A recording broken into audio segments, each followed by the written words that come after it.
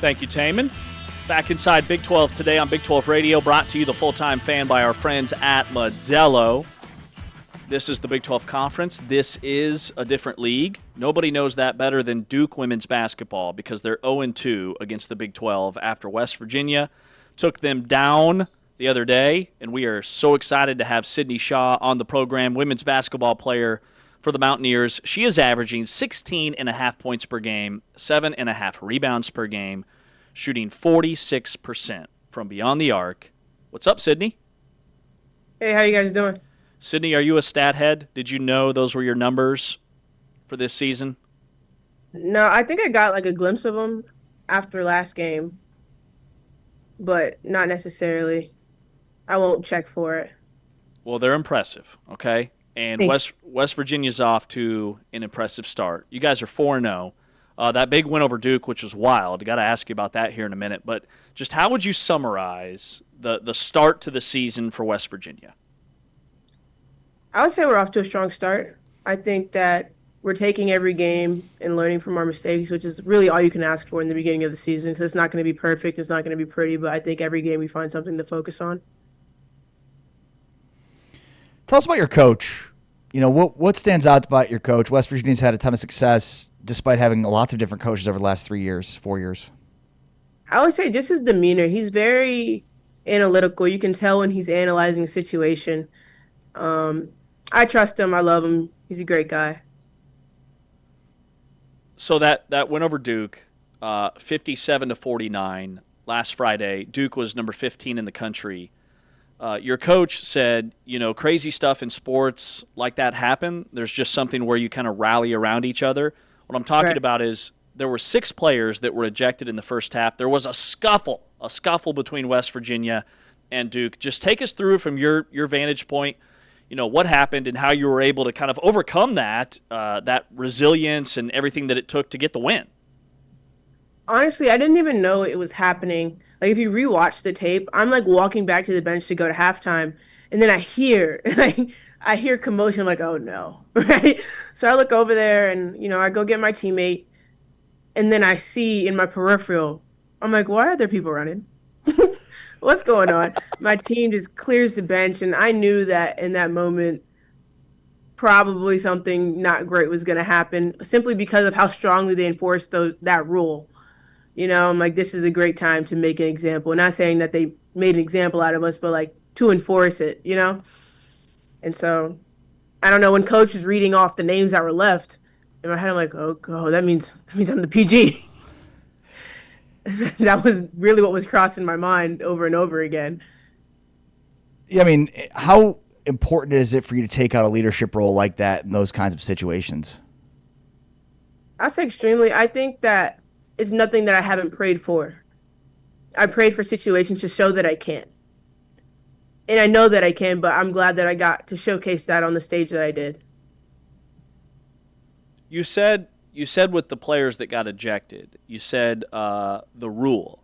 What were you talking about there? What is the rule? Is it players that leave the bench are automatically ejected? And what is it?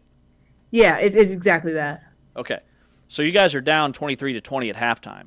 After all that, by the time they get everybody to the locker room, because this happened at the tail end of the first half, what did Coach Kellogg say to the locker room? What was the vibe like at halftime? Well, a lot of it was them trying to figure out what was going to happen before we can take a step forward into the second half. And so we were by ourselves, amongst ourselves in the locker room for a while. And, just trying to gear everybody's mind from off of what happened and the high emotions and everybody being frustrated to like, okay, now what's going wrong? What's going wrong in the game? Forget what those 10 seconds. Like, what can we do better? Because we're not doing a whole lot right, and we're still in this game.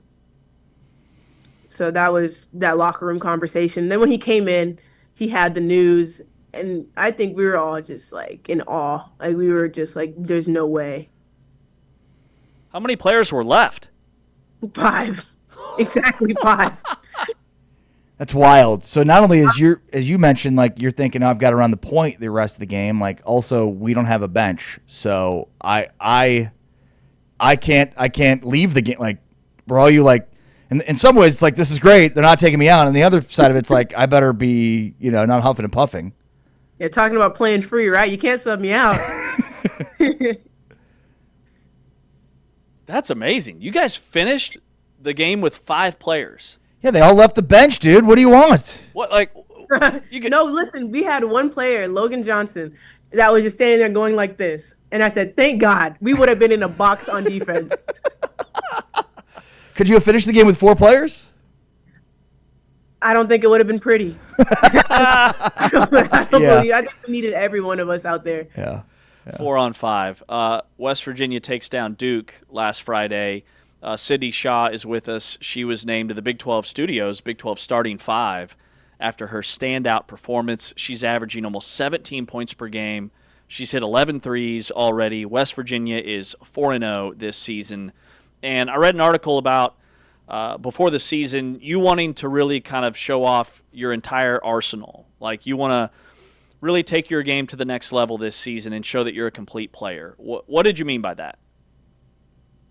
What I meant by that is I feel as though when people think about me, they think about the three-pointer, which obviously I take a lot of pride in, but I know that I am capable of going to the basket and creating shots for others. So just trusting myself more in that area instead of when I'm uncomfortable, I know I can do this, so I'm going to revert to that instead of like facing it head on and just going through it. Why'd you transfer to West Virginia? Ooh, good question. I would say that I wasn't a good fit for the program at the time at Auburn. I don't think either party was happy, so it was in my best interest to just find somewhere where I actually could play my game. So did you transfer to West Virginia because of your head coach? Of Kellogg? Yeah. I would say he was a really big part of it. I think that even on my visit, he pulled up a bunch of stats and analytical things about my game and a plan. He had a plan for me. If you come here, we will do this, this, and this. And he showed it to me on paper, and he showed me how we'd get there. And that was exactly what I was looking for. What's your favorite spot on the floor to shoot? That's a great question. I feel like my first three always comes from the left corner because that's where I always am in like the beginning of the game. But I think in transition, probably the wings, trail threes. We're watching highlights of you in that win over Duke and then the Temple game. You've got some like mid-range to your game as well. Off the dribble, pull up. How would you describe your game outside of just the three-point shooting?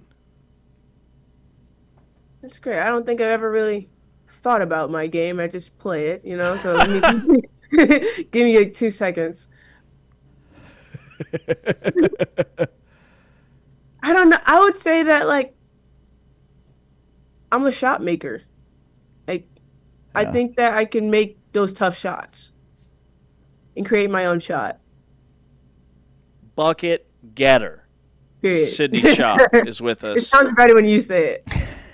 Exactly. Yeah, it's weird to be like, I'm a bucket getter. I mean, I ask Ari to describe himself as a co-host every morning, and it goes Bucket- the same way. Bucket getter is what I say. He says he gets buckets. He gets buckets because he wears basketball shoes with dad jeans every day. Oh no! Please tell me that's not true. It is absolutely true.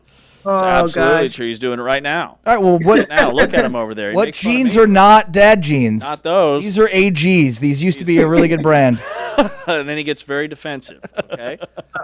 All right, Sydney, let's play a little get to know you. All right, Sydney Shaw, women's basketball player, West Virginia. If your game was an emoji, which one would it be? Ooh. It would be the 5 symbol, like just number 5.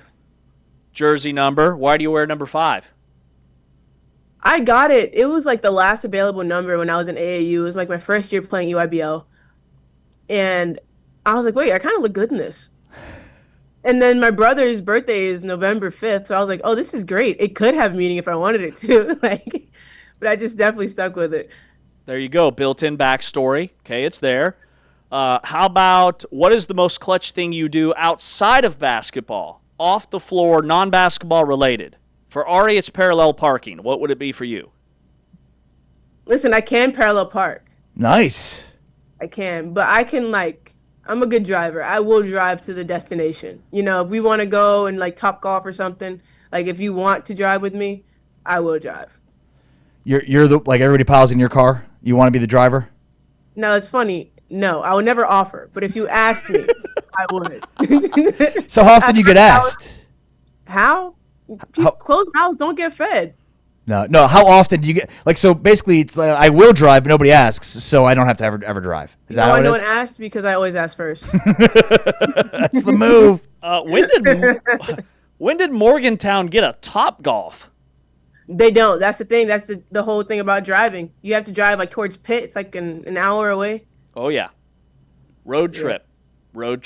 Okay. If basketball didn't exist, what random career or talent would you be elite at? I would be out there saving animals, like strays, and discovering different types of animals on different continents, stuff like that. Wow, that's awesome. What's Yeah. your favorite animal? Ooh, right now I'm into big cats. Like I'm really into like tigers and lions and stuff like that. That's amazing. What's your major? Health and well-being. I want to be a nurse. I'm kind of leaning towards PT school, but I'm just getting my prereqs for both just in case. Awesome stuff. Sydney Shaw, West Virginia women's basketball. You guys are off to a tremendous start. You got past the scuffle against Duke, finished the game with 5 players, got the win for the Big 12. Keep it up, and we appreciate your time this morning. Thank you, Sydney. Thank you for having me. Sydney Shaw, West Virginia women's basketball, wears number 5, a sharp shooter who is averaging 17 points per game for the 4-0 Mountaineers. Let's take a break. It's Big 12 Today on Big 12 Radio and Big 12 Studios. Coming up next, we are predicting the 2026 college football coaching carousel and some interesting commentary on Iowa State's Matt Campbell. He's Ari, I'm James. This is Big 12 Radio exclusively on TuneIn.